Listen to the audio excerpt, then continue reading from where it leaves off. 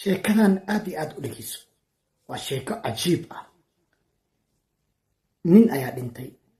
ninkii markuu dhintay oo salaadii janaasada ah lagu dukaday oo loo wado qabriga ayaa waxaa dadkii janaasada wada ku da'ay roob. laba qof ayaa hormartay oo muxuu ahaa asay qabriga inay biyaha ka saaraan loogu talagalay. labadii qof markay ay tageen qabrigii waxay bilaabeen in mid banaanka uu ka istaago midna gudaha galay. kii gudaha galay ayaa biyaha soo bixiyay, kii banaanka jooga ayuu u dhiibayay si biyaha qabriga looga saaro, maxaa yeelay waxaa soo socdo meydkii.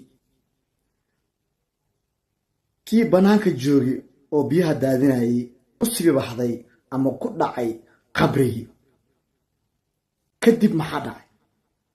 kii gudaha ku jiray markuu arkay kii banaanka joogay markuu qabriga ku sibibaxday oo qabrigii soo galay ayuu dhulka la galay, wuu ku fadhiistay. markuu ku fadhiistay ayuu su'aalo ku boobay. waa kuma rabbiga, waa kuma nabiga, waa kuma diintaada. kii isagoo qeylinayo ku yiri malakameedow, ninkii qabriga loo soo wada aniga ma ihi ee waa la soo wadaa.